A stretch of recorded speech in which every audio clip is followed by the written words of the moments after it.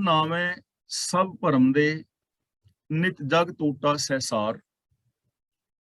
मनमुख करम कमावने हऊँ मैं अंध गुबार।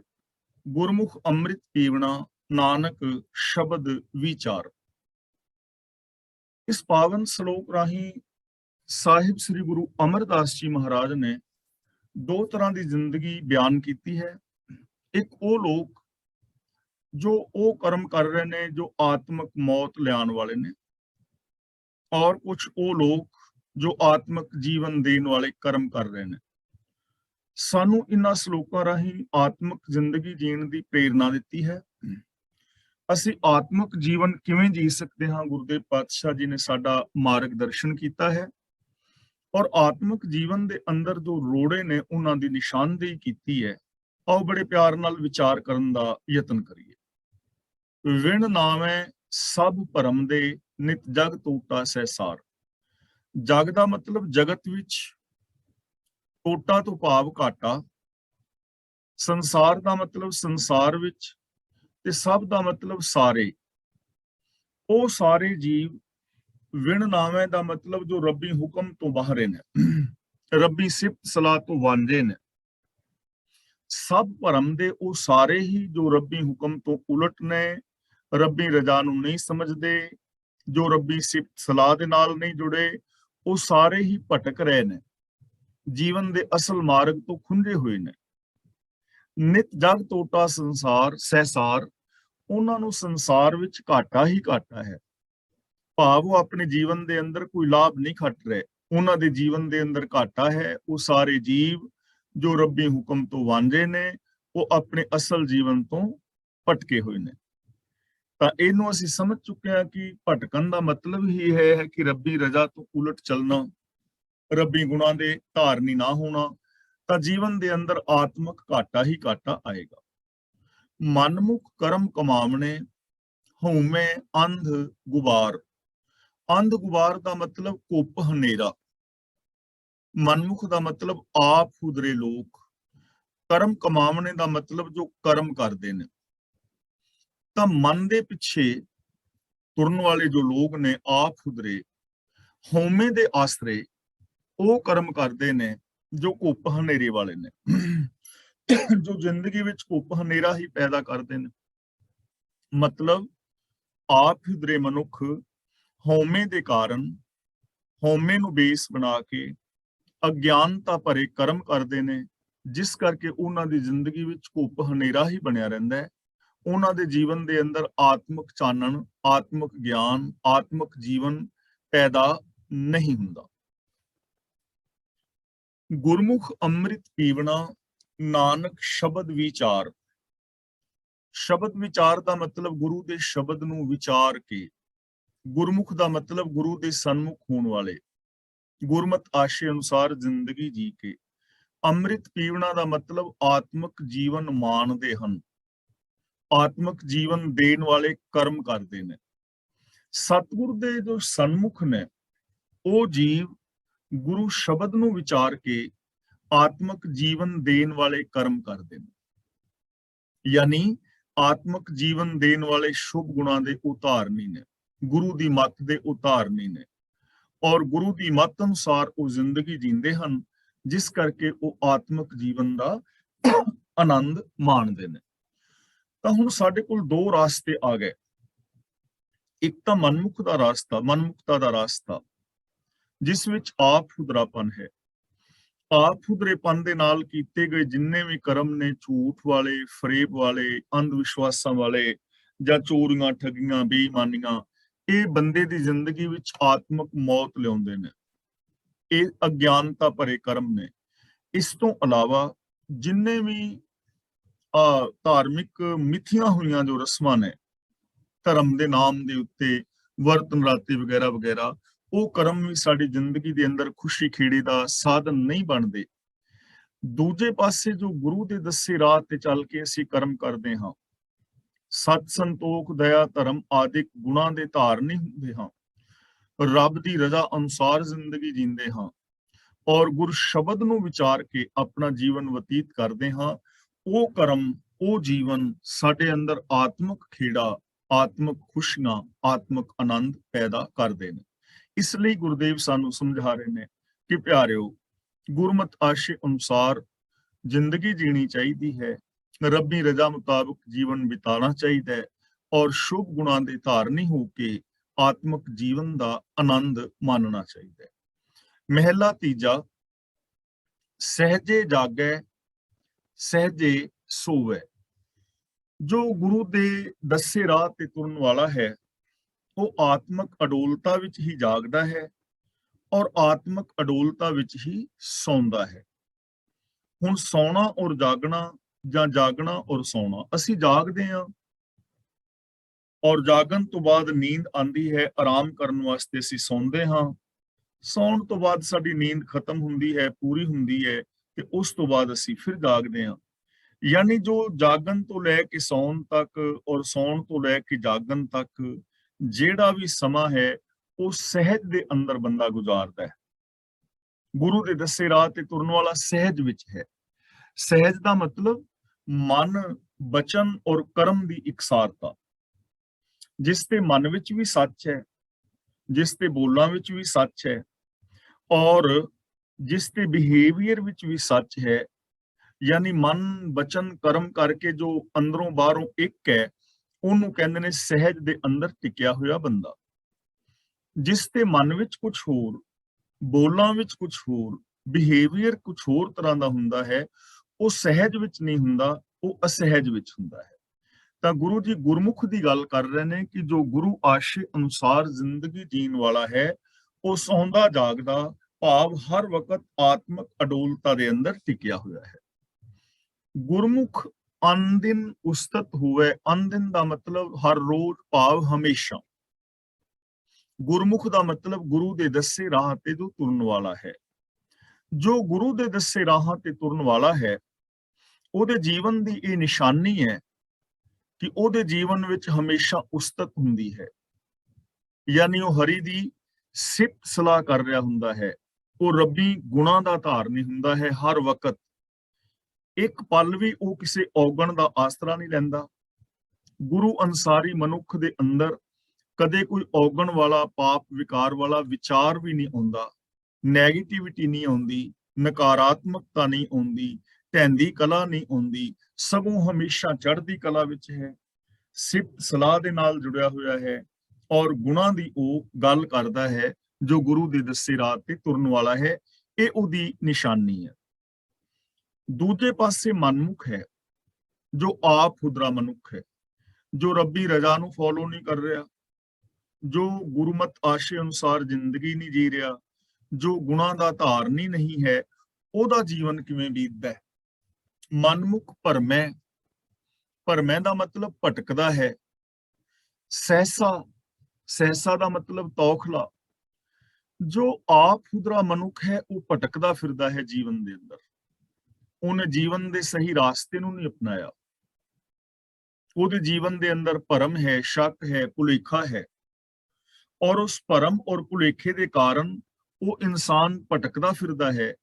ਸਹਿਸਾ ਹੋਵੇ ਦਾ ਮਤਲਬ ਇਸ ਕਰਕੇ ਉਹਦੀ ਜ਼ਿੰਦਗੀ ਦੇ ਅੰਦਰ ਤੌਖਲਾ ਬਣਿਆ ਰਹਿੰਦਾ ਹੈ, ਉਹਦੀ ਜ਼ਿੰਦਗੀ ਦੇ ਅੰਦਰ ਡਰ ਬਣਿਆ ਰਹਿੰਦਾ ਹੈ, ਉਹਦੇ ਜੀਵਨ ਦੇ ਅੰਦਰ ਹਮੇਸ਼ਾ ਕੋਈ ਨਾ ਕੋਈ ਸ਼ੱਕ ਬਣਿਆ ਰਹਿੰਦਾ ਹੈ ਕਿ ਹੁਣ ਵੀ ਕੁਝ ਗਲਤ ਨਾ ਹੋ ਜਾਏ, ਹੁਣ ਵੀ ਕੁਝ ਗਲਤ ਨਾ ਹੋ ਜਾਏ।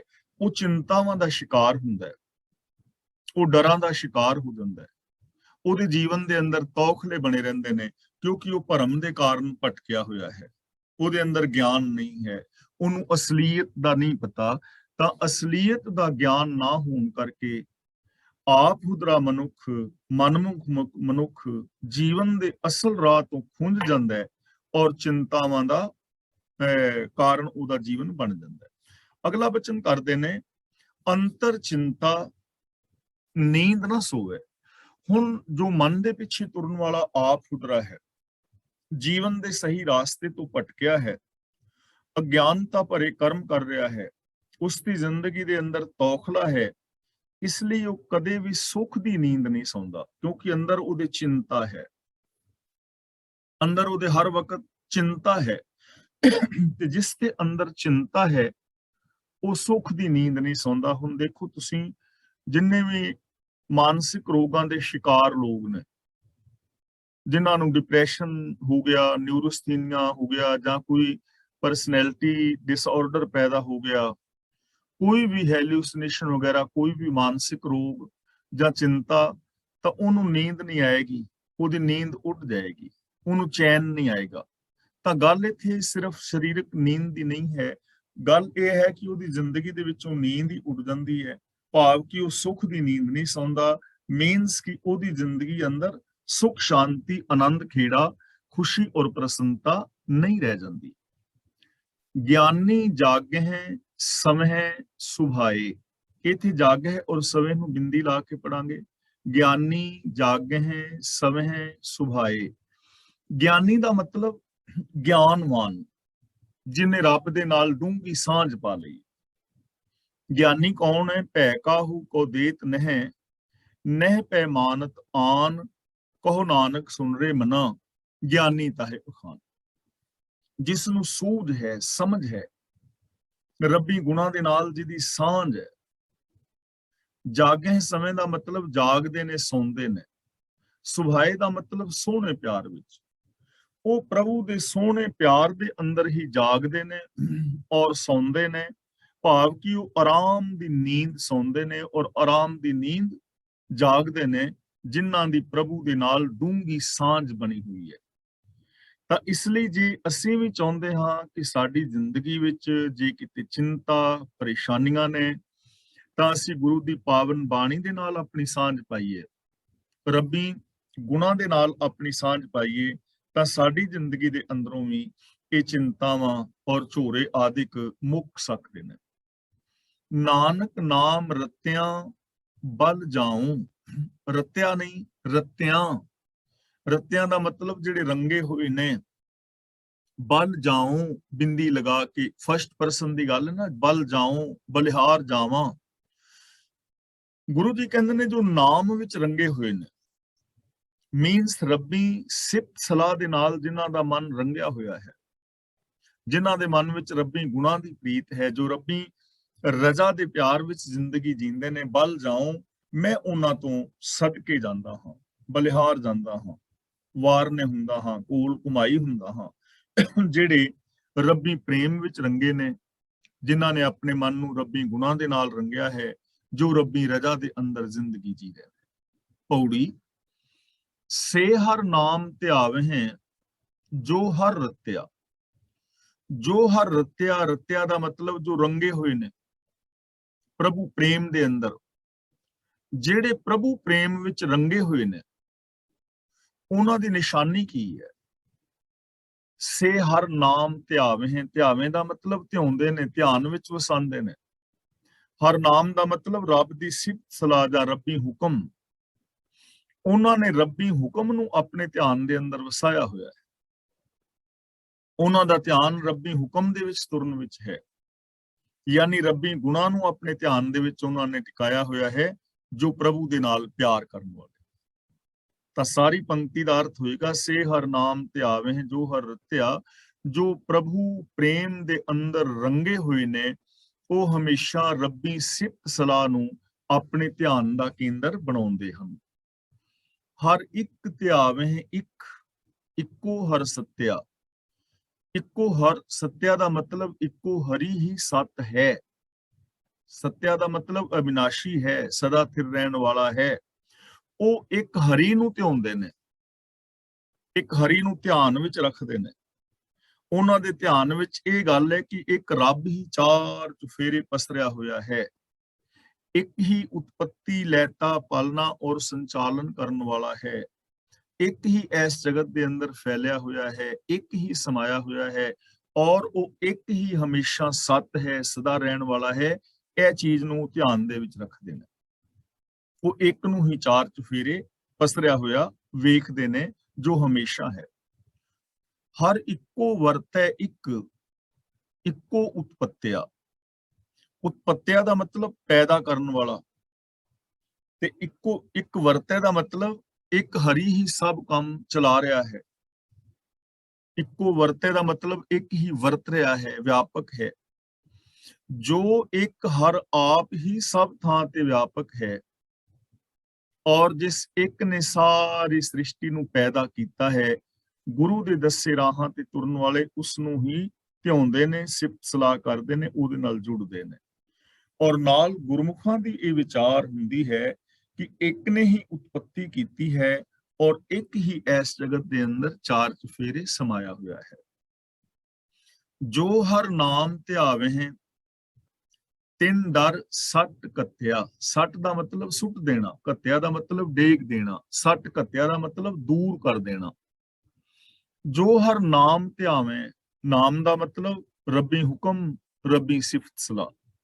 ਧਿਆਵੇਂ ਦਾ ਮਤਲਬ ਧਿਆਨ ਵਿੱਚ ਰੱਖਦੇ ਨੇ। ਨਾਮ ਧਿਆਵੇਂ ਦਾ ਮਤਲਬ ਜੋ ਰੱਬੀ ਸਿਫਤ ਸਲਾਹ ਕਰਦੇ ਹਨ, ਰੱਬੀ ਹੁਕਮ ਵਿੱਚ ਤੁਰਦੇ ਨੇ।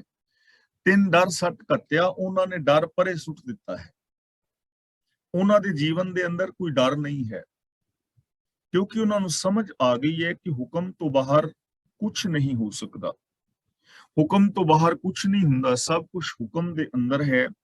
ਹੁਕਮ ਅੰਦਰ ਉਤਪਤੀ, ਹੁਕਮ ਵਿੱਚ ਪਾਲਣਾ, ਹੁਕਮ ਵਿੱਚ ਲੈਤਾ, ਹੁਕਮ ਵਿੱਚ ਸੰਚਾਲਨ। ਤਾਂ ਫਿਰ ਡਰ ਕਾਹਦਾ? ਕਿਉਂਕਿ ਰੱਬੀ ਹੁਕਮ ਤੋਂ ਬਾਹਰ ਕੁਝ ਹੁੰਦਾ ਨਹੀਂ ਹੈ। ਉਹ ਰੱਬੀ ਰਜ਼ਾ ਦੇ ਵਿੱਚ ਤੁਰਦੇ ਨੇ, ਰੱਬੀ ਗੁਣਾਂ ਦੇ ਉਤਾਰਨੇ ਨੇ। ਤਾਂ ਜੋ ਇਨਸਾਨ ਰੱਬੀ ਰਜ਼ਾ ਵਿੱਚ ਤੁਰ ਰਿਹਾ ਹੈ ਔਰ ਮਨ ਬਚਨ ਕਰਮ ਕਰਕੇ ਜੋ ਗੁਣਾਂ ਦਾ ਧਾਰਨੀ ਹੈ, ਉਹਦੀ ਜ਼ਿੰਦਗੀ ਦੇ ਅੰਦਰ ਕੋਈ ਡਰ ਔਰ ਤੌਖਲਾ ਨਹੀਂ ਹੈ, ਕਿਉਂਕਿ ਉਹਨੇ ਕੁਝ ਮਾੜਾ ਕੀਤਾ ਨਹੀਂ ਹੈ। ਡਰ ਉਹਦੀ ਜ਼ਿੰਦਗੀ ਵਿੱਚ ਪੈਦਾ ਹੁੰਦਾ ਹੈ ਜਿਸ ਨੇ ਕੁਝ ਗਲਤ ਕੀਤਾ ਹੁੰਦਾ ਹੈ। ਗੁਰਮਤੀ ਦੇਵੇ ਆਪ, ਗੁਰਮੁਖ ਹਰ ਜਪਿਆ। ਗੁਰੂ ਪਾਤਸ਼ਾਹ ਜੀ ਕਹਿੰਦੇ ਨੇ ਉਹ ਗੁਰਮੁਖ ਹੀ, ਗੁਰੂ ਦੇ ਚਰਨਾਂ ਦੀ ਸ਼ਰਨ ਵਿੱਚ ਆਉਣ ਵਾਲਾ ਹੀ ਹਰ ਜਪਿਆ। ਜਪਿਆ ਦਾ ਮਤਲਬ ਜਾਣਨਾ, ਸਾਂਝ ਪਾਣੀ। ਉਸ ਇਨਸਾਨ ਨੇ ਹੀ ਪ੍ਰਭੂ ਨੂੰ ਜਾਣਿਆ ਹੈ। ਗੁਰੂ ਦੀ ਸ਼ਰਨ ਵਿੱਚ ਆਉਣ ਵਾਲੇ ਨੇ ਹੀ ਪ੍ਰਭੂ ਦੇ ਗੁਣਾਂ ਦੇ ਨਾਲ ਸਾਂਝ ਪਾਈ ਹੈ। ਕਿਹੜੇ ਗੁਰਮੁਖ ਨੇ? ਗੁਰਮਤੀ ਦੇਵੇ ਆਪ, ਜਿਸ ਨੂੰ ਆਪ ਗੁਰੂ ਦੇ ਰਾਹੀਂ ਮੱਤ ਦਿੰਦਾ ਹੈ, ਅਕਲ ਦਿੰਦਾ ਹੈ, ਗਿਆਨ ਦਿੰਦਾ ਹੈ, ਸਿਆਣਪ ਬਖਸ਼ਦਾ ਹੈ, ਵਿਵੇਕ ਬੁੱਧ ਬਖਸ਼ਦਾ ਹੈ। ਯਾਨੀ ਪ੍ਰਭੂ ਦੀ ਰਜ਼ਾ ਵਿੱਚ ਜਿਸ ਨੂੰ ਗੁਰੂ ਰਾਹੀਂ ਮੱਤ ਔਰ ਸੂਝ ਸਮਝ ਮਿਲਦੀ ਹੈ, ਉਹ ਗੁਰੂ ਦੇ ਦੱਸੇ ਰਾਹਾਂ ਤੇ ਤੁਰਨ ਵਾਲਾ ਹੀ ਪ੍ਰਭੂ ਦੇ ਨਾਲ ਸਾਂਝ ਪਾਉਂਦਾ ਹੈ। ਤਾਂ ਸੌਖੇ ਸ਼ਬਦਾਂ ਵਿੱਚ ਅਸੀਂ ਇਹ ਗੱਲ ਕਹਿ ਸਕਦੇ ਹਾਂ ਕਿ ਰੱਬੀ ਰਜ਼ਾ ਵਿੱਚ ਜੋ ਗੁਰੂ ਦੀ ਮੱਤ ਦਾ ਧਾਰਨੀ ਹੋ ਕੇ ਗੁਰਮਤ ਆਸ਼ੇ ਅਨੁਸਾਰ ਜ਼ਿੰਦਗੀ ਜੀ ਕੇ ਜ਼ਿੰਦਗੀ ਜੀਂਦਾ ਹੈ, ਉਹੀ ਰੱਬੀ ਗੁਣਾਂ ਦਾ ਧਾਰਨੀ ਹੁੰਦਾ ਹੈ। ਸ਼ਲੋਕ ਮਹਿਲਾ ਤੀਜਾ। ਅੰਤਰ ਗਿਆਨ ਨਾ ਆਇਓ, ਜਿਤ ਕਿਛ ਸੋਝੀ ਪਾਏ। ਜਿਤ ਦਾ ਮਤਲਬ ਜਿਸ ਗਿਆਨ ਦੀ ਰਾਹੀਂ, ਸੋਝੀ ਪਾਏ ਦਾ ਮਤਲਬ ਸਮਝ ਪੈਣੀ ਸੀ, ਜੀਵਨ ਦੀ ਅਸਲੀਅਤ ਦਾ ਪਤਾ ਲੱਗਣਾ ਸੀ। ਤਾਂ ਜਿਸ ਗਿਆਨ ਦੇ ਨਾਲ ਕੁਝ ਸਮਝ ਪੈਣੀ ਸੀ, ਸੰਸਾਰ ਦੀ ਅਸਲੀਅਤ ਦਾ ਗਿਆਨ ਹੋਣਾ ਸੀ, ਉਹ ਗਿਆਨ ਅੰਦਰ ਆਇਆ ਹੀ ਨਹੀਂ, ਉਹ ਪ੍ਰਗਟ ਹੀ ਨਹੀਂ ਹੋਇਆ। ਅੰਤਰ ਗਿਆਨ ਨਾ ਆਇਓ। ਹੁਣ ਜਿਸ ਦੇ ਅੰਦਰ ਉਹ ਗਿਆਨ ਆਇਆ ਹੀ ਨਹੀਂ, ਸਮਝ ਹੀ ਨਹੀਂ, ਸੂਝ ਨਹੀਂ, ਜਿਹਦੇ ਨਾਲ ਅਸਲੀਅਤ ਦਾ ਪਤਾ ਲੱਗਣਾ ਸੀ। ਜਦੋਂ ਅਸਲੀਅਤ ਦਾ ਪਤਾ ਨਹੀਂ ਹੈ ਨਾ, ਜਦੋਂ ਤੱਕ, ਉਦੋਂ ਤੱਕ ਬੰਦਾ ਡਰ ਔਰ ਸਹਿਮ ਵਿੱਚ ਹੀ ਰਹਿੰਦਾ ਹੈ। ਜਿਵੇਂ ਆਮ ਮਿਸਾਲ ਹਰ ਪ੍ਰਚਾਰਕ ਵੀਰ ਵਰਤਦਾ ਹੈ, ਹਰ ਆਮ ਬੰਦਾ ਵਰਤਦਾ ਹੈ ਕਿ ਰਾਤ ਦੇ ਹਨੇਰੇ ਵਿੱਚ ਰੱਸੀ ਪਈ ਹੋਵੇ ਔਰ ਭੁਲੇਖਾ ਪੈ ਜਾਏ ਸੱਪ ਦਾ, ਤਾਂ ਬੰਦਾ ਡਰ ਜਾਂਦਾ ਨਾ ਕਿ ਸੱਪ ਹੈ, ਔਰ ਬਿਲਕੁਲ ਉਸੇ ਤਰ੍ਹਾਂ ਹੀ ਡਰਦਾ ਹੈ ਜਿਵੇਂ ਅਸਲ ਸੱਪ ਤੋਂ ਡਰਦਾ ਹੈ। ਉਹ ਹੀ ਡਰ ਪੈਦਾ ਹੁੰਦਾ। ਪਰ ਜਦੋਂ ਚਾਨਣ ਕਰਕੇ ਵੇਖਦਾ ਤਾਂ ਡਰ ਦੂਰ ਹੋ ਜਾਂਦਾ, ਫਿਰ ਆਪਣੇ ਆਪ ਤੇ ਹਾਸਾ ਹੁੰਦਾ ਕਿ ਮੈਂ ਐਵੇਂ ਹੀ ਡਰਦਾ ਰਿਹਾ। ਤਾਂ ਹੁਣ ਜੇ ਉਹ ਚਾਨਣ ਕਰ ਲਿਆ ਤਾਂ ਚਾਨਣ ਕਰਨ ਦੇ ਨਾਲ ਭੁਲੇਖਾ ਦੂਰ ਹੋ ਗਿਆ, ਤੇ ਜੇ ਉਹ ਚਾਨਣ ਨਾ ਹੁੰਦਾ ਤਾਂ ਫਿਰ ਸਾਰੀ ਰਾਤ ਡਰ ਕੇ ਹੀ ਲੰਘਣੀ ਸੀ ਨਾ। ਯਾਨੀ ਜਿਹੜੇ ਗਿਆਨ ਕਰਕੇ ਸੂਝ ਆਉਣੀ ਸੀ, ਅਸਲੀਅਤ ਦਾ ਗਿਆਨ ਹੋਣਾ ਸੀ, ਉਹ ਗਿਆਨ ਤੇ ਅੰਦਰ ਉਹ ਸੂਝ, ਉਹ ਕਾਮਨ ਸੈਂਸ, ਵਿਵੇਕ ਬੁੱਧ ਪੈਦਾ ਹੀ ਨਹੀਂ ਹੋਈ, ਤੇ ਬੰਦਾ ਫਿਰ ਅਗਿਆਨਤਾ ਵਾਲੇ ਕਰਮ ਕਰੀ ਜਾਂਦਾ ਹੈ, ਜਿਵੇਂ ਆਮ ਲੋਕ ਕਰੀ ਜਾ ਰਹੇ ਨੇ। ਜਿਵੇਂ ਤੀਰਥਾਦਿਕ ਦੇ ਉੱਤੇ ਵਿਚਰ ਰਹੇ ਨੇ, ਜਾਂ ਵਰਤ ਮਰਾਤੇ ਸਰਾਧ ਨੇ, ਜਾਂ ਹੋਰ ਕਿੰਨੇ ਸਾਰੇ ਕਰਮ ਕਾਂਡ ਨੇ, ਕਰੀ ਜਾ ਰਹੇ ਨੇ, ਕਿਉਂਕਿ ਅਸਲੀਅਤ ਦਾ ਪਤਾ ਨਹੀਂ ਕਿ ਇਹਨਾਂ ਕੰਮਾਂ ਨਾਲ ਤੇ ਕੁਝ ਵੀ ਨਹੀਂ ਹੋਣਾ, ਅਗਿਆਨਤਾ ਕਰਕੇ ਕਰ ਰਹੇ ਨੇ। ਜਿਵੇਂ ਆ ਲੋਕ ਕਾਮ, ਕ੍ਰੋਧ, ਲੋਭ, ਮੋਹ ਆਦਿ ਜਿਸ ਤਰ੍ਹਾਂ ਦੀ ਵੀ ਕੋਈ ਜ਼ਿੰਦਗੀ ਜੀ ਰਿਹਾ ਹੈ, ਤਾਂ ਸਮਝ ਇਹ ਰਿਹਾ ਹੈ ਕਿ ਸ਼ਾਇਦ ਐਸੀ ਜ਼ਿੰਦਗੀ ਜੀਣ ਨਾਲ ਖੁਸ਼ੀ ਪੈਦਾ ਹੋਏਗੀ, ਪਰ ਹਕੀਕਤ ਇਹ ਨਹੀਂ ਹੈ, ਅਸਲੀਅਤ ਇਹ ਨਹੀਂ ਹੈ। ਅਸਲੀਅਤ ਇਹ ਹੈ ਕਿ ਗੁਣਾਂ ਵਾਲੀ ਜ਼ਿੰਦਗੀ ਦੇ ਨਾਲ ਸੁੱਖ ਪੈਦਾ ਹੋਣਾ ਹੈ। ਹੁਣ ਇਹ ਅਸਲੀਅਤ ਵਾਲਾ ਗਿਆਨ ਕਿ ਗੁਣਾਂ ਵਾਲੀ ਜ਼ਿੰਦਗੀ ਨਾਲ ਸੁੱਖ ਪੈਦਾ ਹੋਣਾ ਹੈ, ਗੁਣਾਂ ਦੇ ਧਾਰਨੀ ਹੋਣ ਨਾਲ ਮੇਰਾ ਜੀਵਨ ਜਾਂ ਪਰਿਵਾਰ ਮੇਰਾ ਜਾਂ ਮੇਰਾ ਇਹ ਸੰਸਾਰ ਬਦਲ ਸਕਦਾ ਹੈ, ਇਹ ਸੂਝ ਨਹੀਂ ਆਈ, ਇਹ ਗਿਆਨ ਨਹੀਂ ਆਇਆ, ਤਾਂ ਬੰਦਾ ਫਿਰ ਅਗਿਆਨਤਾ ਵਾਲੇ ਕਰਮ ਕਰੀ ਜਾਂਦਾ ਹੈ। ਅਗਲਾ ਬਚਨ ਗੁਰੂ ਜੀ ਕਰਦੇ ਨੇ, ਵਿਣ ਡਿੱਠਾ ਕਿਆ ਸਾਲਾਹੀ ਹੈ, ਅੰਧਾ ਅੰਧ ਕਮਾਏ। ਵਿਣ ਡਿੱਠਾ ਦਾ ਮਤਲਬ ਬਿਨਾ ਕੁਛ ਵੇਖੇ ਔਰ ਸਮਝੇ। ਕਿਆ ਸਾਲਾਹੀ ਹੈ, ਕਿਸ ਤਰ੍ਹਾਂ ਗੁਣ ਗਾਏ ਜਾਣ। ਜਿਹੜੀ ਚੀਜ਼ ਵੇਖੀ ਨਹੀਂ, ਜਿਹੜੀ ਚੀਜ਼ ਦੀ ਸਮਝ ਨਹੀਂ ਹੈ, ਉਹਦੇ ਬੰਦਾ ਗੁਣ ਕਿਵੇਂ ਗਾਏ, ਉਹਦੀ ਸਿਫਤ ਸਲਾਹ ਕਿਵੇਂ ਕਰੇਗਾ। ਮਿਸਾਲ ਵਜੋਂ ਹੁਣ ਆ ਫੋਨ ਨੇ ਨਾ ਸਾਡੇ ਸਾਰਿਆਂ ਦੇ ਕੋਲ, ਕੀਮਤੀ ਫੋਨ ਨੇ, ਤੇ ਜਿਨ੍ਹਾਂ ਨੂੰ ਫੋਨ ਬਾਰੇ ਪਤਾ ਹੈ, ਬੱਚਿਆਂ ਨੂੰ ਪੂਰੇ ਫੰਕਸ਼ਨ ਬਾਰੇ ਉਹ ਜਾਣਦੇ ਨੇ, ਉਹ ਤੇ ਕਹਿਣਗੇ ਕਿ ਫੋਨ ਬੜੇ ਟੌਪ ਦਾ ਹੈ ਜਾਂ ਚੰਗਾ ਹੈ ਜਾਂ ਇਹਦੇ ਇਹ ਲਾਭ ਨੇ। ਪਰ ਜਿਸ ਮੇਰੇ ਵਰਗੇ ਨੂੰ ਫੋਨ ਬਾਰੇ ਪਤਾ ਨਹੀਂ, ਫੰਕਸ਼ਨ ਬਾਰੇ ਪਤਾ ਨਹੀਂ, ਤਾਂ ਮੈਂ ਉਹਦੀ ਕੀ ਸਿਫਤ ਕਰਾਂਗਾ, ਉਹਨੂੰ ਕੀ ਯੂਜ਼ ਕਰਾਂਗਾ, ਮੈਨੂੰ ਪਤਾ ਹੀ ਨਹੀਂ ਉਹਦੇ ਬਾਰੇ, ਗਿਆਨ ਹੀ ਨਹੀਂ ਹੈ, ਮੈਂ ਤੇ ਫੋਨ ਨੂੰ ਔਨ ਕਰਨਾ ਨਹੀਂ ਜਾਣਦਾ, ਤਾਂ ਮੈਂ ਉਸ ਫੋਨ ਦਾ ਆਨੰਦ ਕਿਵੇਂ ਲੈ ਸਕਣਾ। ਬਿਨ ਡਿੱਠਾ ਦਾ ਮਤਲਬ ਬਿਨਾਂ ਸਮਝਣ ਤੋਂ। ਜੇ ਸਮਝ ਹੀ ਨਹੀਂ ਹੈ, ਗਿਆਨ ਨਹੀਂ ਹੈ, ਤਾਂ ਫਿਰ ਕਿਵੇਂ ਮਤਲਬ ਅਸੀਂ ਇਸ ਚੀਜ਼ ਨੂੰ ਯੂਜ਼ ਕਰ ਸਕਦੇ ਹਾਂ। ਜਿਵੇਂ ਹੁਣ ਇੱਕ ਕਾਰ ਹੀ ਹੈ, ਤੇ ਕਾਰ ਚਲਾਉਣ ਬਾਰੇ ਮੈਨੂੰ ਨਹੀਂ ਪਤਾ, ਮੈਂ ਨਹੀਂ ਚਲਾ ਸਕਦਾ, ਤਾਂ ਮੈਂ ਫਿਰ ਉਹਦਾ ਲਾਭ ਕਿਵੇਂ ਲੈ ਸਕਦਾ, ਕਿਉਂਕਿ ਪਤਾ ਹੀ ਨਹੀਂ ਹੈ ਨਾ। ਕਾਰ ਬਾਰੇ ਉਹ ਹੀ ਬੰਦਾ ਗੱਲ ਕਰੇਗਾ ਨਾ ਕਿ ਇਹ ਕਾਰ ਚੰਗੀ ਹੈ ਜਾਂ ਮਾੜੀ ਹੈ, ਜਿਹੜਾ ਉਸ ਬਾਰੇ ਜਾਣਦਾ ਹੈ। ਹੁਣ ਮੈਨੂੰ ਪਤਾ ਹੀ ਨਹੀਂ ਹੈ, ਤਾਂ ਮੈਂ ਉਹਦੀ ਕੀ ਸਿਫਤ ਕਰਾਂ, ਚੰਗਾ ਮਾੜਾ ਕੀ ਕਹਾਂ। ਤਾਂ ਗੁਰੂ ਪਾਤਸ਼ਾਹ ਜੀ ਕਹਿੰਦੇ ਨੇ, ਵਿਣ ਡਿੱਠਾ ਕਿਆ ਸਾਲਾਹੀ ਹੈ, ਬੋਧ ਔਰ ਸਮਝ ਤੋਂ ਬਿਨਾ ਕੀ ਸਿਫਤ ਸਲਾਹ ਕਰੇ ਬੰਦਾ। ਹੁਣ ਜਦੋਂ ਰੱਬ ਦੀ ਸਮਝ ਹੀ ਨਹੀਂ ਵੀ ਰੱਬ ਕੀ ਹੈ, ਤੇ ਕੀ ਬੰਦਾ ਸਿਫਤ ਸਲਾਹ ਕਰੇਗਾ, ਕਿਵੇਂ ਗੁਣ ਗਾਏਗਾ। ਜੇ ਸਮਝ ਹੋਏ ਅੰਦਰ ਕਿ ਸਰਬ ਵਿਆਪਕ ਪ੍ਰਭੂ ਨੂੰ ਸਮਝ ਕੇ, ਰੱਬੀ ਰਜਾ ਵਿੱਚ ਤੁਰ ਕੇ ਔਰ ਰੱਬੀ ਗੁਣਾਂ ਦੇ ਧਾਰਨੀ ਹੋ ਕੇ ਮਹਾਨ ਸੁਖ ਮਿਲ ਸਕਦਾ ਹੈ, ਜਿਹਨੂੰ ਇਹ ਸਮਝ ਹੀ ਨਹੀਂ ਹੈ, ਉਹ ਕੀ ਸਿਫਤ ਕਰੇਗਾ, ਕੀ ਗੁਣ ਗਾਏਗਾ। ਫਿਰ ਉਹ ਕੀ ਕਰੇਗਾ, ਅੰਧਾ ਅੰਧ ਕਮਾਏ। ਅਗਿਆਨੀ ਬੰਦਾ ਫਿਰ ਗਿਆਨਹੀਣ ਕਰਮ ਕਰੀ ਜਾਂਦਾ ਹੈ, ਕਿਉਂਕਿ ਉਹਨੂੰ ਸੂਝ ਨਹੀਂ, ਸਮਝ ਨਹੀਂ। ਆਮ ਇੱਕ ਕਹਾਵਤ ਹੈ ਨਾ ਕਿ ਪ੍ਰਜਾਪਤ ਵੀਰ ਨੂੰ ਹੀਰਾ ਲੱਭਿਆ ਸੀ ਤੇ ਉਹਨੇ ਖੋਤੇ ਦੇ ਗਲ 'ਚ ਪਾ ਦਿੱਤਾ ਸੀ। ਹੁਣ ਖੋਤੇ ਦੇ ਗਲ 'ਚ ਹੀਰਾ ਪਾਈ, ਫਿਰ ਉਹ ਖੋਤੇ ਨੂੰ ਖੁਸ਼ੀ, ਖੋਤੇ ਨੂੰ ਉਸ ਹੀਰੇ ਦਾ ਕੋਈ ਲਾਭ ਨਹੀਂ ਹੈ ਨਾ। ਜਦੋਂ ਸਮਝ ਨਹੀਂ ਹੈ, ਤਾਂ ਬਿਨਾਂ ਸਮਝ ਤੋਂ ਫਿਰ ਬੰਦਾ ਅਗਿਆਨਤਾ ਭਰੇ ਕਰਮ ਕਰੀ ਜਾਂਦਾ ਹੈ। ਨਾਨਕ ਸ਼ਬਦ ਪਛਾਣੀਐ, ਨਾਮ ਵਸੈ ਮਨ ਆਏ।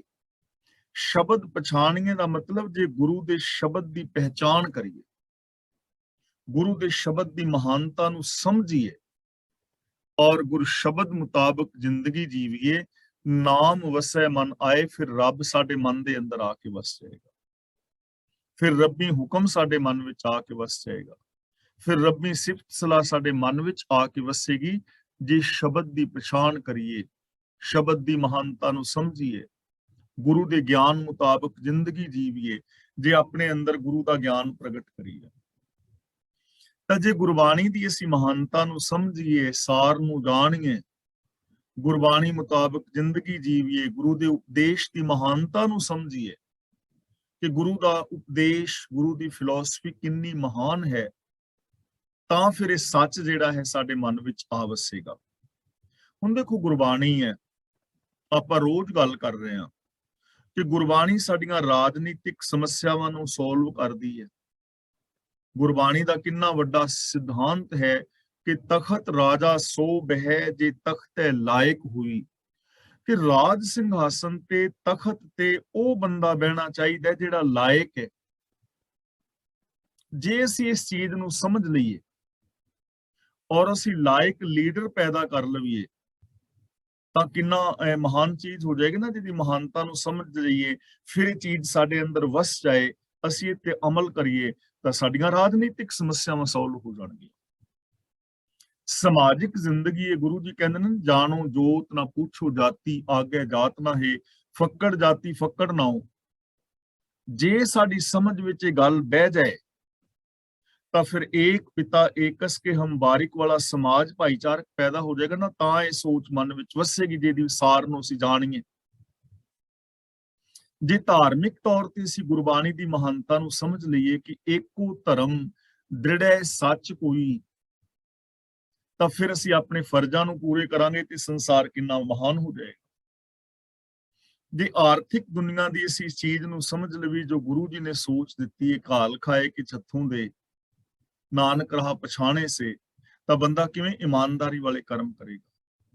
ਜੇ ਪਰਿਵਾਰਕ ਤੌਰ ਤੇ ਅਸੀਂ ਗੁਰੂ ਦੇ ਸ਼ਬਦ ਨੂੰ ਪਛਾਣ ਲਈਏ, ਚਾਹੇ ਉਹ ਪਤੀ ਪਤਨੀ ਨੇ, ਚਾਹੇ ਉਹ ਰਿਸ਼ਤੇ ਨਾਤੇ ਨੇ, ਤਾਂ ਕਿਵੇਂ ਸਵਰਗ ਹੋ ਜਾਏਗਾ ਨਾ।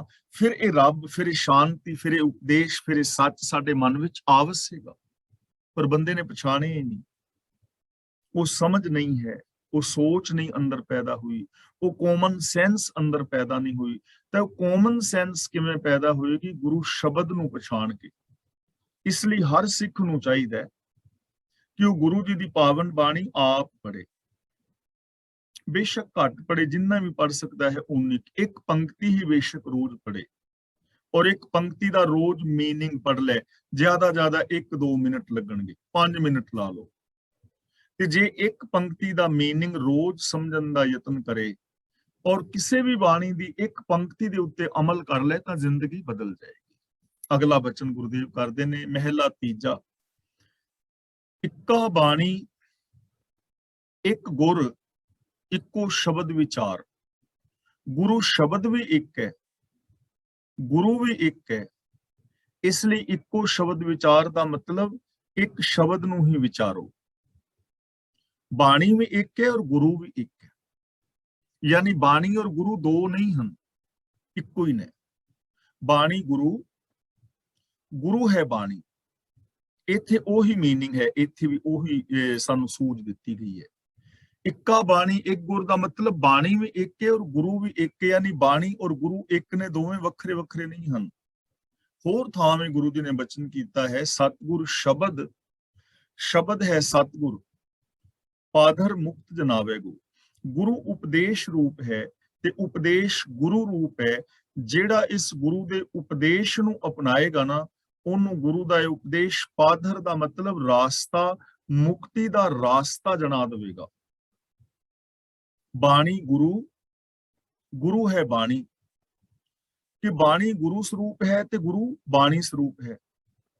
ਵਿੱਚ ਬਾਣੀ ਅੰਮ੍ਰਿਤ, ਵਿੱਚ ਬਾਣੀ ਅੰਮ੍ਰਿਤ, ਸਾਰੇ ਇਕੱਠਾ ਨਹੀਂ ਪੜਨਾ, ਸਾਰੇ ਨੂੰ ਵੱਖਰਾ ਪੜਨਾ ਹੈ। ਬਾਣੀ ਗੁਰੂ, ਗੁਰੂ ਹੈ ਬਾਣੀ, ਵਿੱਚ ਬਾਣੀ ਅੰਮ੍ਰਿਤ। ਬਾਣੀ ਵਿੱਚ ਕੀ ਹੈ? ਅੰਮ੍ਰਿਤ, ਆਤਮਕ ਜੀਵਨ ਦੇਣ ਵਾਲਾ ਨਾਮ ਜਲ, ਆਤਮਕ ਜੀਵਨ ਦੇਣ ਵਾਲਾ ਉਪਦੇਸ਼। ਸਾਰੇ ਦਾ ਮਤਲਬ ਸੰਭਾਲੇ। ਜੇ ਕੋਈ ਉਸ ਉਪਦੇਸ਼ ਨੂੰ ਆਪਣੇ ਅੰਦਰ ਸੰਭਾਲ ਲਵੇ, ਵਸਾ ਲਵੇ। ਬਾਣੀ ਗੁਰੂ, ਗੁਰੂ ਹੈ ਬਾਣੀ, ਵਿੱਚ ਬਾਣੀ ਅੰਮ੍ਰਿਤ, ਸਾਰੇ ਉਸ ਅੰਮ੍ਰਿਤ ਨੂੰ, ਉਸ ਅੰਮ੍ਰਿਤ ਉਪਦੇਸ਼ ਨੂੰ ਸੰਭਾਲ ਲਵੇ। ਗੁਰ ਬਾਣੀ ਕਹੈ, ਇੱਥੇ ਗੁਰਬਾਣੀ ਇਕੱਠਾ ਨਹੀਂ ਪੜਨਾ। ਗੁਰ, ਗੁਰ ਦੇ ਰਾਰੇ ਥੱਲੇ ਔਂਕੜ ਹੈ, ਗੁਰ ਬਾਣੀ ਕਹੈ, ਸੇਵਕ ਜਨ ਮਾਨੈ। ਜੋ ਗੁਰੂ ਉਪਦੇਸ਼ ਕਹਿੰਦਾ ਹੈ, ਸੇਵਕ ਜਨ ਉਹਨੂੰ ਮੰਨ ਲਵੇ, ਤਾਂ ਪ੍ਰਤੱਖ ਗੁਰੂ ਨਿਸਤਾਰੇ, ਪ੍ਰਗਟ ਤੌਰ ਤੇ, ਯਕੀਨਨ ਤੌਰ ਤੇ ਗੁਰੂ ਉਹਦਾ ਪਾਰ ਉਤਾਰਾ ਕਰ ਦੇਵੇਗਾ। ਤਾਂ ਗੁਰੂ ਪਾਤਸ਼ਾਹ ਜੀ ਕਹਿੰਦੇ ਨੇ, ਬਾਣੀ ਔਰ ਗੁਰੂ ਇੱਕੋ ਹੀ ਨੇ, ਇਸ ਲਈ ਇੱਕੋ ਸ਼ਬਦ ਵਿਚਾਰ ਕਿ ਇੱਕ ਸ਼ਬਦ ਦੀ ਹੀ ਵਿਚਾਰ ਕਰੋ। ਗੁਰੂ ਦੇ ਸ਼ਬਦ ਮੁਤਾਬਕ ਜ਼ਿੰਦਗੀ ਜੀਵੋ, ਗੁਰੂ ਦੇ ਸ਼ਬਦ ਨੂੰ, ਉਪਦੇਸ਼ ਨੂੰ ਆਪਣੇ ਵਿਚਾਰ ਮੰਡਲ ਵਿੱਚ ਵਸਾਓ, ਗੁਰ ਸ਼ਬਦ ਨੂੰ ਵਿਚਾਰੋ। ਸੱਚਾ ਸੌਦਾ ਹਟ ਸੱਚ, ਰਤਨੀ ਭਰੇ ਭੰਡਾਰ। ਇਹਨੂੰ ਹਟ ਨਹੀਂ ਪੜਨਾ ਪੋਲਾ ਜਿਹਾ। ਜੇ ਪੜਾਂਗੇ ਨਾ ਹਟ ਸੱਚ, ਤਾਂ ਇਹਦਾ ਅਰਥ ਇੰਜ ਪ੍ਰਤੀਤ ਹੋਏਗਾ ਵੀ ਸੱਚ ਤੋਂ ਦੂਰ ਹਟ। ਇਹ ਨਹੀਂ ਹੈ। ਹਟ, ਹਾਹੇ ਤੇ ਅੱਧਕ ਲਗਾ ਕੇ, ਹਟ ਦਾ ਮਤਲਬ ਹੱਟੀ, ਦੁਕਾਨ। ਸੱਚਾ ਸੌਦਾ ਹਟ ਸੱਚ, ਰਤਨੀ ਭਰੇ ਭੰਡਾਰ। ਰਤਨਾਂ ਦੇ ਭੰਡਾਰ ਭਰੇ ਪਏ ਨੇ ਗੁਰੂ ਦੀ ਪਾਵਨ ਬਾਣੀ ਵਿੱਚ। ਇਹ ਜੋ ਗੁਰੂ ਦੀ ਪਾਵਨ ਬਾਣੀ ਹੈ, ਇਹ ਸੱਚਾ ਸੌਦਾ ਹੈ ਔਰ ਸੱਚੀ ਦੁਕਾਨ ਹੈ, ਸੱਚਾ ਹੱਟ ਹੈ। ਰਤਨੀ ਭਰੇ ਭੰਡਾਰ, ਜਿਸ ਵਿੱਚ ਰਤਨਾਂ ਦੇ ਭੰਡਾਰ ਭਰੇ ਪਏ ਨੇ। ਗੁਰੂ ਦਾ ਗਿਆਨ ਇਹੀ ਸੱਚਾ ਹੱਟ ਹੈ, ਇਹੀ ਸੱਚਾ ਸੌਦਾ ਹੈ। ਗੁਰੂ ਦੀ ਬਾਣੀ ਇਹ ਸੱਚਾ ਹੱਟ ਹੈ, ਇਹੀ ਸੱਚਾ ਸੌਦਾ ਹੈ। ਬਾਕੀ ਸੌਦੇ ਝੂਠੇ ਨੇ, ਜਿੰਨੇ ਵੀ ਕਰਮ ਕਾਂਡ ਨੇ, ਜਿੰਨੇ ਵੀ ਕਾਮ ਕ੍ਰੋਧ ਲੋਭ ਆਦਿਕ ਨੇ, ਇਹ ਸਾਰੇ ਝੂਠੇ ਸੌਦੇ ਨੇ। ਤੇ ਗੁਰੂ ਦੀ ਪਾਵਨ ਬਾਣੀ ਇੱਕ ਸੱਚਾ ਹੱਟ ਹੈ। ਗੁਰੂ ਦਾ ਉਪਦੇਸ਼ ਸੱਚਾ ਸੌਦਾ ਹੈ, ਜਿਹਦੇ ਵਿੱਚ ਰਤਨਾਂ ਦੇ ਭੰਡਾਰ ਭਰੇ ਪਏ ਨੇ, ਸੁਖਾਂ ਦੇ ਭੰਡਾਰ, ਗੁਣਾਂ ਦੇ ਭੰਡਾਰ, ਸਤ ਸੰਤੋਖ ਆਦਿਕ ਦੇ ਭੰਡਾਰ, ਇਨਸਾਨੀਅਤ ਦੇ ਭੰਡਾਰ ਭਰੇ ਪਏ ਨੇ। ਗੁਰ ਕਿਰਪਾ ਤੇ ਪਾਈਨ ਜੇ ਦੇਵੈ ਦੇਵਨਹਾਰ। ਹੁਣ ਜਿਹੜੇ ਰਤਨਾਂ ਦੇ ਭੰਡਾਰ ਭਰੇ ਪਏ ਨੇ ਕਿਵੇਂ ਮਿਲਣਗੇ? ਜੇ ਦੇਣ ਵਾਲਾ ਹਰੀ ਦੇਵੇ ਤਾਂ ਇਹ ਖਜ਼ਾਨੇ ਕਿਵੇਂ ਮਿਲਣਗੇ? ਗੁਰ ਕਿਰਪਾ ਤੇ ਪਾਈਨ, ਗੁਰੂ ਦੀ ਕਿਰਪਾ ਨਾਲ। ਹੁਣ ਜੇ ਦੇਣ ਵਾਲਾ ਹਰੀ ਦੇਵੇ ਤਾਂ ਗੁਰੂ ਦੀ ਕਿਰਪਾ ਰਾਹੀਂ ਇਹ ਮਿਲਣਗੇ। ਮੀਨਸ ਕਿ ਜੇ ਅਸੀਂ ਇਹ ਹਰੀ ਦੇ ਗੁਣਾਂ ਦੇ ਸੌਦੇ ਨੂੰ ਖਰੀਦਣਾ, ਵਿਹਾਜਣਾ, ਪ੍ਰਾਪਤ ਕਰਨਾ ਹੈ ਤਾਂ ਉਹਦਾ ਸਾਧਨ ਹੈ ਗੁਰੂ, ਗੁਰੂ ਦੀ ਕਿਰਪਾ, ਗੁਰੂ ਦਾ ਗਿਆਨ। ਰੱਬ ਜਦੋਂ ਇਹ ਦਾਤਾਂ ਦਿੰਦਾ ਹੈ ਤਾਂ ਉਹਦਾ ਜਰੀਆ ਗੁਰੂ ਦੇ ਗਿਆਨ ਨੂੰ ਬਣਾਉਂਦਾ ਹੈ।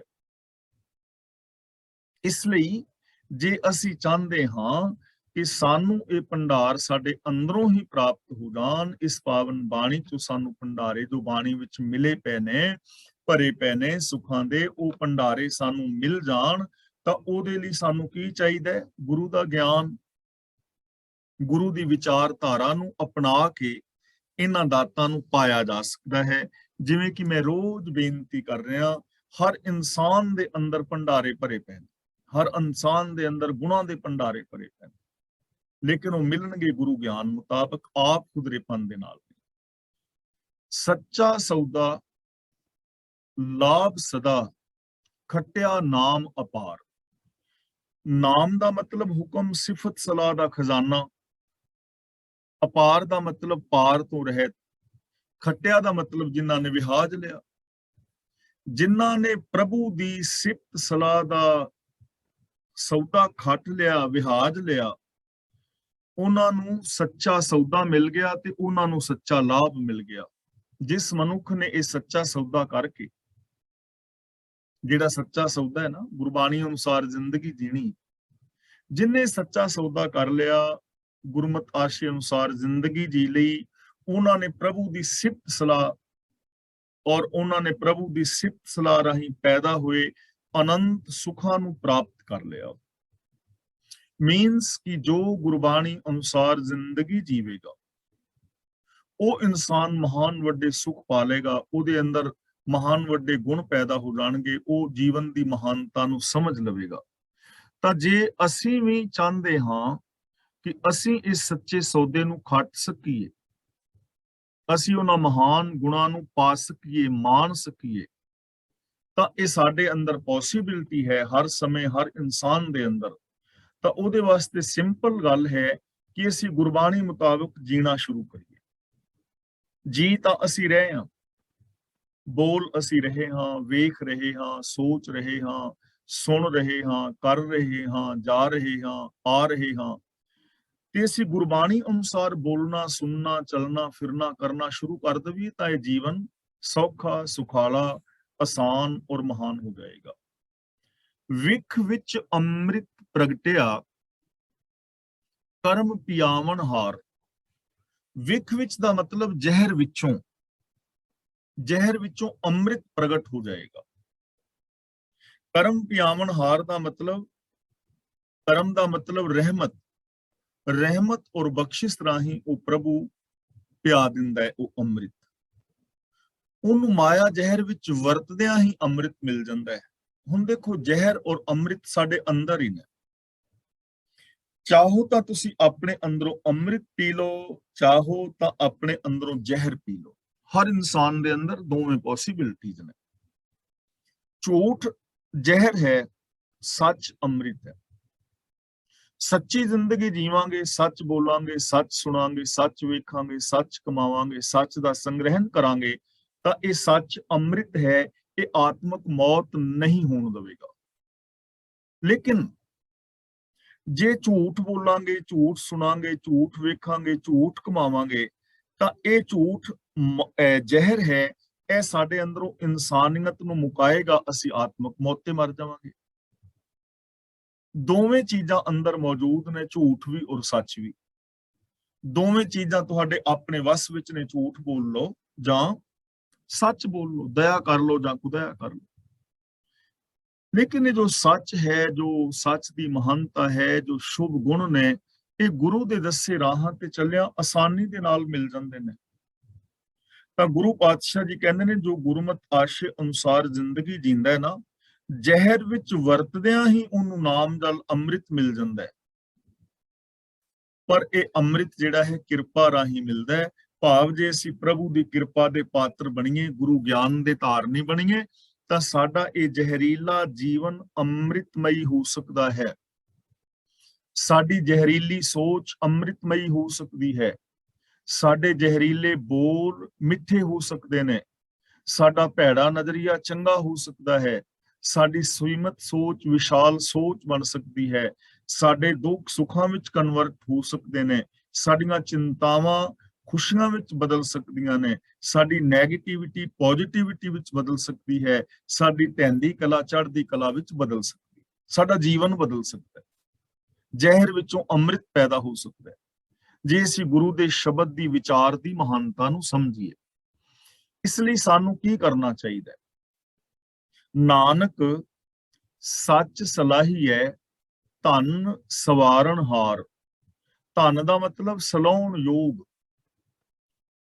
ਸੱਚ ਸਲਾਹੀ ਹੈ, ਉਸ ਸਲਾਹੁਣ ਯੋਗ ਪ੍ਰਭੂ ਨੂੰ ਸਲਾਹਣਾ ਚਾਹੀਦਾ ਹੈ, ਜੋ ਜੀਵਾਂ ਦੇ ਜੀਵਨ ਨੂੰ ਸਵਾਰਨ ਵਾਲਾ ਹੈ। ਉਹਦੀ ਸਿਫਤ ਸਲਾਹ ਕਰਨੀ ਚਾਹੀਦੀ ਹੈ, ਉਹਦੇ ਗੁਣ ਗਾਣੇ ਚਾਹੀਦੇ ਨੇ, ਰੱਬੀ ਰਜ਼ਾ ਵਿੱਚ ਤੁਰਨਾ ਚਾਹੀਦਾ ਹੈ, ਸੱਚ ਨੂੰ ਸਲਾਹਣਾ ਚਾਹੀਦਾ ਹੈ, ਸੱਚ ਦੀ ਸਿਫਤ ਸਲਾਹ ਕਰਨੀ ਚਾਹੀਦੀ ਹੈ, ਸੱਚ ਨੂੰ ਅਪਣਾ ਲੈਣਾ ਚਾਹੀਦਾ, ਜਿਹੜਾ ਜੀਵਨ ਨੂੰ ਸਵਾਰਨ ਵਾਲਾ ਹੈ। ਦੇਖੋ, ਜਿੰਨੇ ਵੀ ਗੁਣ ਨੇ, ਇਹ ਗੱਲਾਂ ਤਾਂ ਸਮਝ ਆਉਂਦੀਆਂ ਨੇ ਨਾ, ਕਿ ਸਤ, ਸੰਤੋਖ, ਦਇਆ, ਧਰਮ, ਧੀਰਜ, ਗਿਆਨ, ਵੈਰਾਗ, ਨਿਮਾਨਤਾ, ਸੇਵਾ, ਸਿਮਰਨ, ਪ੍ਰੇਮ, ਕੁਰਬਾਨੀ ਦੇ ਸ਼ੁਭ ਜਜ਼ਬੇ ਨੇ। ਜੇ ਸਾਡੇ ਜੀਵਨ ਵਿੱਚ ਆ ਜਾਣ, ਸਾਡੇ ਮਨ ਬਚਨ ਕਰਮ ਵਿੱਚ ਆ ਜਾਣ, ਤਾਂ ਸਾਡਾ ਜੀਵਨ ਸੁਹਾਵਣਾ ਬਣ ਜਾਏਗਾ। ਜੇ ਮੇਰੇ ਇਕੱਲੇ ਦੇ ਜੀਵਨ ਵਿੱਚ ਆ ਜਾਣ, ਤਾਂ ਮੇਰਾ ਇਕੱਲੇ ਦਾ ਜੀਵਨ ਸਮਰ ਜਾਏਗਾ। ਜੇ ਮੇਰੇ ਸਾਰੇ ਪਰਿਵਾਰ ਦੇ ਮੈਂਬਰ ਇਹਨਾਂ ਗੁਣਾਂ ਦੇ ਧਾਰਨੀ ਹੋ ਜਾਣ, ਤਾਂ ਮੇਰਾ ਸਾਰੇ ਪਰਿਵਾਰ ਦਾ ਜੀਵਨ ਸੁਧਰ ਜਾਏਗਾ। ਜੇ ਮੇਰੇ ਮੁਹੱਲੇ ਸ਼ਹਿਰ ਦੇ ਸਾਰੇ ਲੋਕ ਇਹਦੇ ਧਾਰਨੀ ਹੋ ਜਾਣ, ਸਾਰਾ ਮੁਹੱਲਾ ਸ਼ਹਿਰ ਸੁਧਰ ਜਾਏਗਾ। ਜੇ ਸਾਰਾ ਇੰਡੀਆ ਧਾਰਨ ਕਰ ਲਵੇ, ਇੰਡੀਆ ਸੁਧਰ ਜਾਏਗਾ। ਜੇ ਸਾਰੀ ਦੁਨੀਆ ਧਾਰਨ ਕਰ ਲੈ, ਸਾਰੀ ਦੁਨੀਆ ਸੁਧਰ ਜਾਏਗੀ। ਕਿਉਂਕਿ ਗੁਣ ਸਵਾਰਨ ਵਾਲੇ ਨੇ ਜੀਵਨ ਨੂੰ। ਤਾਂ ਜੇ ਅਸੀਂ ਜੀਵਨ ਨੂੰ ਸਵਾਰਨਾ ਚਾਹੁੰਦੇ ਹਾਂ, ਤਾਂ ਸਾਨੂੰ ਇਹਨਾਂ ਗੁਣਾਂ ਦੇ ਧਾਰਨੀ ਹੋਣਾ ਚਾਹੀਦਾ। ਧੂਫਾਂ ਦਿਖਾਉਣ ਨਾਲ ਜੀਵਨ ਨੇ ਨਹੀਂ ਸੁਧਰਨਾ। ਵੀ ਫੋਟੋਆਂ ਕੇ ਧੂਫਾਂ ਦਿਖਾ ਦਿਓ, 5-7 ਗੇੜੇ ਜ਼ਿਆਦੇ ਕੱਢ ਦਿਓ। ਜੇ ਕੱਲੀਆਂ ਧੂਫਾਂ ਦਿਖਾਉਣ ਨਾਲ ਜੀਵਨ ਸੁਧਰਦਾ ਹੋਵੇ, ਤੇ ਇੱਕ ਦੀ ਬਜਾਏ 5-7 ਧੂਫਾਂ ਲਾ ਦਿਓ, 10 ਲਾ ਦਿਓ, 15 ਲਾ ਦਿਓ, ਕੁਆਂਟਲ ਲਿਆ ਕੇ ਅੰਦਰ ਦਿਖਾ ਦਿਓ। ਉਹਦੇ ਨਾਲ ਜੀਵਨ ਥੋੜਾ ਸੁਧਰਨਾ। ਹਾਂ, ਐਲਰਜੀ ਹੋ ਸਕਦੀ ਹੈ ਕਿਸੇ ਨੂੰ, ਧੂਆਂ ਹੋ ਜਾਏਗਾ, ਪੋਲੂਸ਼ਨ ਹੋ ਜਾਏਗਾ। ਫੁੱਲ ਤੋੜ ਕੇ ਕਿਤੇ ਚੜਾਉਣ ਦੇ ਨਾਲ ਜੀਵਨ ਥੋੜਾ ਸੁਧਰਨਾ। ਜੇ ਤੇ ਫੁੱਲਾਂ ਦੇ ਨਾਲ ਜੀਵਨ ਸੁਧਰਨਾ ਹੋਵੇ, ਚਲੋ ਫੁੱਲ ਖਰੀਦ ਕੇ ਚੜਾ ਦਿਓ, ਖੀਰ ਨੂੰ ਭੋਗ ਲਵਾ ਦਿਓ, ਕੜਾਹ ਨੂੰ ਭੋਗ ਲਵਾ ਦਿਓ, ਸਬਜ਼ੀਆਂ ਨੂੰ, ਪਕੌੜਿਆਂ ਨੂੰ ਭੋਗ ਲਵਾ ਦਿਓ। ਐਵੇਂ ਥੋੜਾ ਸੁਧਰਨਾ ਹੈ। ਤੀਰਥਾਂ ਤੇ ਨਾ ਲਓ। ਜੇ ਤੇ ਐਵੇਂ ਸੁਧਰਨਾ ਹੁੰਦਾ, ਤੇ ਸੰਸਾਰ ਬੜਾ ਸੋਹਣਾ ਹੋਣਾ ਸੀ ਨਾ। ਗੁਣਾਂ ਨੇ ਜੀਵਨ ਨੂੰ ਸੰਵਾਰਨਾ ਹੈ। ਇਸ ਲਈ ਗੁਰੂ ਜੀ ਕਹਿੰਦੇ ਨੇ, ਉਸ ਪ੍ਰਭੂ ਦੀ ਸਿਫਤ ਸਲਾਹ ਕਰੋ, ਗੁਣਾਂ ਦੇ ਧਾਰਨੀ ਹੋਵੋ। ਉਹ ਸਲਾਉਣ ਯੋਗ ਹੈ, ਉਹ ਜੀਵਨ ਨੂੰ ਸਵਾਰਨ ਵਾਲਾ ਹੈ, ਜੀਵਨ ਸੰਵਰ ਜਾਏਗਾ। ਪੌੜੀ, ਜਿਨ੍ਹਾਂ ਅੰਦਰ ਕੂੜ ਵਰਤੈ ਸੱਚ ਨਾ ਭਾਵਈ। ਅੰਦਰ ਦਾ ਮਤਲਬ ਜਿਨ੍ਹਾਂ ਦੀ ਸੋਚ ਦੇ ਅੰਦਰ ਕੂੜ ਵਰਤੇ ਦਾ ਮਤਲਬ ਝੂਠ ਵਰਤਦਾ ਹੈ।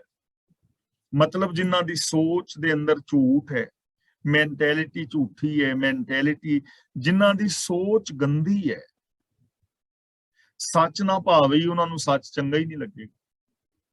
ਕਿਉਂਕਿ ਸੋਚ ਹੈ ਨਾ, ਅੰਦਰ ਸੋਚ ਵਿੱਚ ਝੂਠ ਬੈਠਾ ਪਿਆ ਹੈ। ਉਹਨਾਂ ਨੂੰ ਸੱਚ ਚੰਗਾ ਨਹੀਂ ਲੱਗੇਗਾ। ਉਹ ਸੱਚ ਬੋਲਣ ਵਾਲੇ ਨੂੰ ਭੂਤਨਾ ਬੇਤਾਲਾ ਕੁਰਾਈਆ ਕਹਿਣਗੇ। ਹੁਣ ਗੁਰੂ ਨਾਨਕ ਦੇਵ ਤੋਂ ਵੱਡਾ ਤੇ ਨਹੀਂ ਨਾ ਕੋਈ ਸਕਦਾ। ਤੇ ਜਿਨ੍ਹਾਂ ਦੇ ਅੰਦਰ ਕੂੜ ਵਰਤਾ ਸੀ, ਉਹ ਗੁਰੂ ਨਾਨਕ ਦੇਵ ਨੂੰ ਕਹਿੰਦੇ ਸੀ ਭੂਤਨਾ ਬੇਤਾਲਾ ਕੁਰਾਈਆ। ਗੁਰੂ ਜੀ ਨੇ ਆਪ ਲਿਖਿਆ, ਕੋਈ ਆਖੇ ਭੂਤਨਾ ਕੋ ਕਹੇ ਬੇਤਾਲਾ, ਕੋਈ ਆਖੇ ਆਦਮੀ ਨਾਨਕ ਵਿਚਾਰਾ। ਕਿਰੇ ਸ੍ਰੀ ਚੰਦ ਨੂੰ ਸੱਚ ਪਾਇਆ, ਉਹਨੇ ਗੁਰੂ ਨਾਨਕ ਦੇਵ ਦੀ ਗੱਲ ਨਹੀਂ ਮੰਨੀ। ਦਾਤੂ ਦਾਸੂ ਨੇ ਗੁਰੂ ਜੀ ਦੇ ਵਿਰੋਧ ਵਿੱਚ ਰਹੇ। ਪ੍ਰਿਥੀਏ ਨੂੰ ਕਿਰੇ ਸੱਚ ਚੰਗਾ ਲੱਗਾ, ਅੰਦਰ ਝੂਠ ਵਸਦਾ ਸੀ ਨਾ। ਸੱਚ ਉਹਨੂੰ ਕਿਤੇ ਧੀਰਮਲ ਨੂੰ ਸੱਚ ਚੰਗਾ ਲੱਗਾ, ਰਾਮ ਰਾਏ ਨੂੰ ਸੱਚ ਪਾਇਆ। ਇਹ ਗੁਰੂ ਦੀ ਕੁੱਲ ਵਿੱਚ ਹੁੰਦੇ ਨੇ ਸਾਰੇ। ਕਿਤੇ ਉਹਨੂੰ ਔਰੰਗਜ਼ੇਬ ਨੂੰ ਸੱਚ ਚੰਗਾ ਲੱਗਾ ਜਾਂ ਸੂਬਾ ਸਰਹੰਦ ਨੂੰ ਸੱਚ ਚੰਗਾ ਲੱਗਾ? ਨਹੀਂ ਨਾ। ਜਿਨ੍ਹਾਂ ਨੂੰ ਸੱਚ ਨਹੀਂ ਚੰਗਾ ਲੱਗਾ, ਜਿਨ੍ਹਾਂ ਦੇ ਅੰਦਰ ਕੂੜ ਹੈ, ਉਹ ਸੱਚ ਨੂੰ ਤੱਤੀ ਤਵੀ ਤੇ ਬਾਰੇ। ਉਹ ਸੱਚ ਬੋਲਣ ਵਾਲਿਆਂ ਨੂੰ, ਹਿਊਮਨ ਰਾਈਟਸ ਦੀ ਗੱਲ ਕਰਨ ਵਾਲਿਆਂ ਨੂੰ ਆਰਿਆਂ ਨਾਲ ਚੀਰ ਰਹੇ ਨੇ, ਦੇਗਾਂ ਵਿੱਚ ਉਬਾਲਦੇ ਨੇ ਪਏ।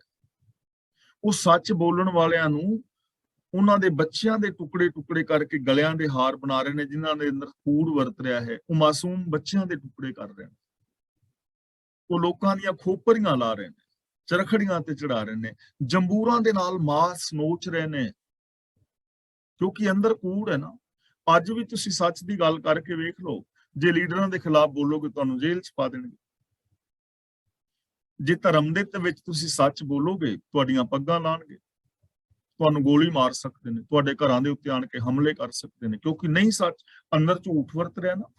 ਉਹ ਕੋਈ ਵੀ, ਚਾਹੇ ਮੈਂ ਹਾਂ, ਤੁਸੀਂ ਹੋ, ਜਾਂ ਕੋਈ ਥਰਡ ਪਰਸਨ ਹੈ, ਜਿਹਦੇ ਅੰਦਰ ਕੂੜ ਵਰਤ ਰਿਹਾ ਹੈ, ਉਹਨੂੰ ਸੱਚ ਚੰਗਾ ਨਹੀਂ ਲੱਗੇਗਾ।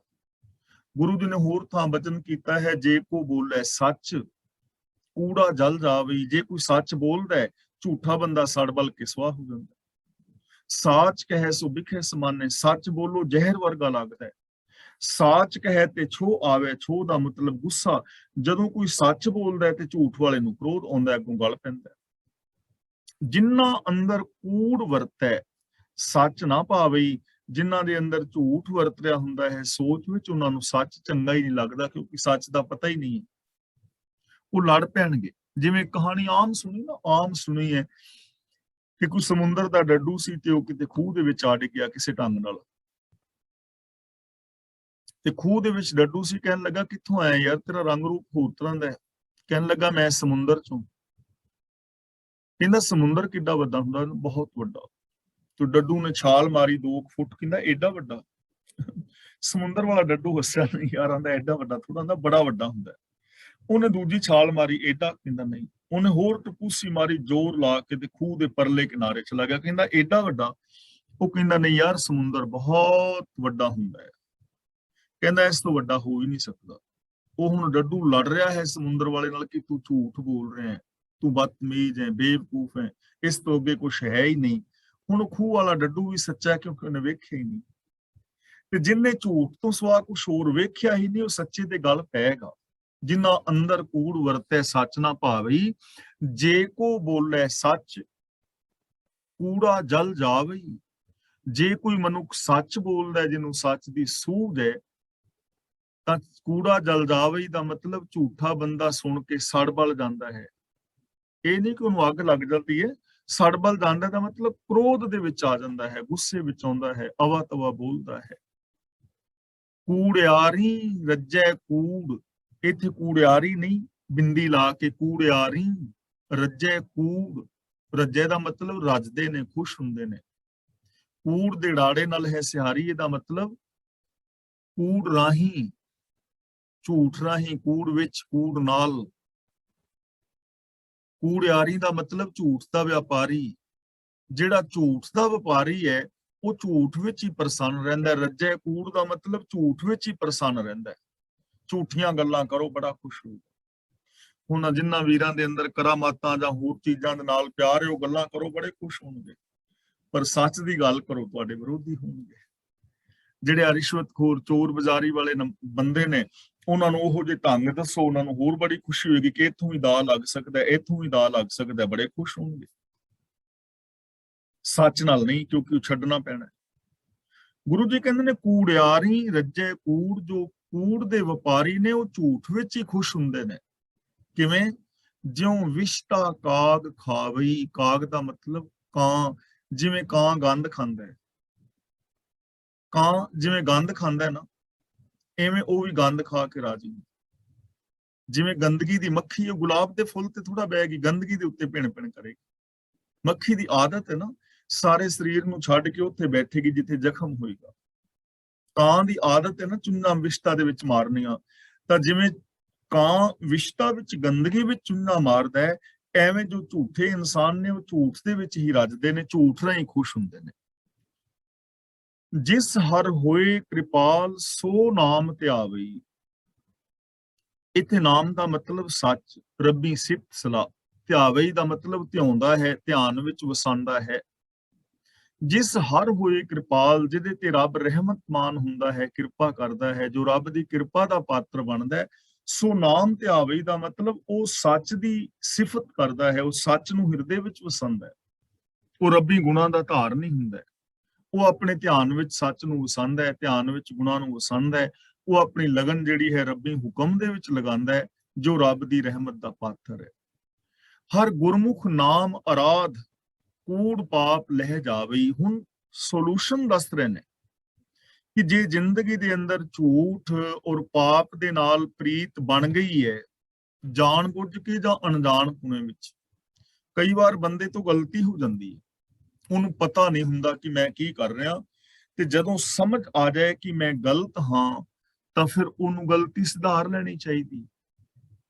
ਕਈ ਵਾਰ ਬੰਦਾ ਜਾਣ ਬੁੱਝ ਕੇ ਗਲਤ ਕਰ ਰਿਹਾ ਹੁੰਦਾ ਹੈ, ਤੇ ਜੇ ਫਿਰ ਕਿਤੇ ਅੰਦਰ ਜ਼ਮੀਰ ਜਾਗ ਜਾਏ ਕਿ ਯਾਰ ਮੈਂ ਗਲਤ ਕੀਤਾ, ਮੈਨੂੰ ਐਵੇਂ ਨਹੀਂ ਕਰਨਾ ਚਾਹੀਦਾ, ਤਾਂ ਫਿਰ ਉਹਦੇ ਵਾਸਤੇ ਸੋਲੂਸ਼ਨ ਦੱਸ ਰਹੇ ਨੇ ਕਿ ਢੰਗ ਕੀ ਹੈ ਬਚਨ ਦਾ, ਔਰ ਜ਼ਿੰਦਗੀ ਕਿਵੇਂ ਜੀਵੀਏ ਕਿ ਜੀਵਨ ਦੇ ਅੰਦਰ ਇਹ ਝੂਠ, ਫਰੇਬ, ਵਿਕਾਰ ਆਉਣ ਹੀ ਨਾ, ਇਹਨਾਂ ਤੋਂ ਖਹਿੜਾ ਛੁੱਟਿਆ ਰਹੇ। ਉਹਦੇ ਵਾਸਤੇ ਸਾਧਨ ਦੱਸ ਰਹੇ ਨੇ। ਹਰ ਗੁਰਮੁਖ ਨਾਮ ਅਰਾਧ। ਗੁਰਮੁਖ ਦਾ ਮਤਲਬ ਗੁਰੂ ਦੀ ਸ਼ਰਨੀ ਪੈ ਕੇ, ਨਾਮ ਦਾ ਮਤਲਬ ਰੱਬੀ ਹੁਕਮ, ਸਿਫਤ, ਸਲਾਹ, ਅਰਾਧ ਦਾ ਮਤਲਬ ਯਾਦ ਕਰਨਾ, ਆਪਣੇ ਮਨ ਦੇ ਅੰਦਰ ਵਸਾਣਾ।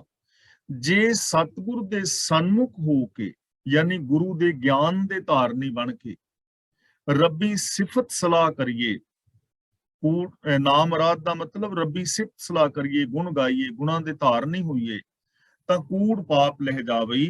ਕੂੜ ਔਰ ਪਾਪ ਫਿਰ ਲਹਿ ਜਾਂਦੇ ਨੇ, ਜ਼ਿੰਦਗੀ ਚੋਂ ਖਤਮ ਹੋ ਜਾਂਦੇ। ਸੱਚ ਬੋਲਣਾ ਸ਼ੁਰੂ ਕਰ ਦੋ, ਝੂਠ ਆਪੇ ਖਤਮ ਹੋ ਜਾਏਗਾ। ਦਇਆ ਕਰਨੀ ਸ਼ੁਰੂ ਕਰ ਦੋ, ਕਠੋਰਤਾ ਆਪੇ ਮੁੱਕ ਜਾਏਗੀ। ਪ੍ਰੇਮ ਦੇ ਨਾਲ ਰਹਿਣਾ ਸ਼ੁਰੂ ਕਰ ਦਿਓ, ਈਰਖਾ ਆਪੇ ਖਤਮ ਹੋ ਜਾਏਗੀ। ਨਿਮਰਤਾ ਨਾਲ ਰਹਿਣਾ ਸ਼ੁਰੂ ਕਰੋ, ਈਗੋ ਆਪੇ ਮੁੱਕ ਜਾਏਗੀ। ਸੰਤੋਖ ਦੇ ਧਾਰਨੀ ਹੋ ਜਾਓ, ਲਾਲਚ ਆਪੇ ਖਤਮ ਹੋ ਜਾਏਗਾ। ਇਸ ਲਈ ਗੁਰੂ ਜੀ ਕਹਿੰਦੇ ਨੇ, ਗੁਰੂ ਦੇ ਦੱਸੇ ਰਾਹਾਂ ਤੇ ਚੱਲ ਕੇ ਜੇ ਰੱਬੀ ਗੁਣਾਂ ਦੇ ਧਾਰਨੀ ਹੋਈਏ ਤਾਂ ਕੂੜ ਔਰ ਪਾਪ ਆਦਿਕ ਉਤਰ ਸਕਦੇ ਨੇ। ਤਾਂ ਇਹਦਾ ਮਤਲਬ ਜੇ ਅਸੀਂ ਗੁਰੂ ਦੀ ਪਾਵਨ ਬਾਣੀ ਆਪ ਪੜ੍ਹੀਏ, ਗੁਰਬਾਣੀ ਨੂੰ ਆਪ ਸਮਝੀਏ, ਗੁਰਬਾਣੀ ਮੁਤਾਬਕ ਜ਼ਿੰਦਗੀ ਜੀਵੀਏ, ਤਾਂ ਸਾਡਾ ਜੀਵਨ ਵਿਸ਼ਾਲ ਹੋ ਸਕਦਾ ਹੈ। ਹਰ ਉਹ ਇਨਸਾਨ ਕੂੜ, ਪਾਪ, ਅਪਰਾਧ ਤੋਂ ਬਚ ਸਕਦਾ ਹੈ ਜਿਹੜਾ ਵੀ ਗੁਰੂ ਪਾਤਸ਼ਾਹ ਜੀ ਦੀ ਪਾਵਨ ਪਵਿੱਤਰ ਬਾਣੀ ਮੁਤਾਬਕ ਜ਼ਿੰਦਗੀ ਜੀਵੇਗਾ। ਤਾਂ ਅੱਜ ਦੀ ਵਿਚਾਰ ਦੀ ਸਮਾਪਤੀ ਇੱਥੇ ਹੀ ਕਰਦੇ ਹਾਂ।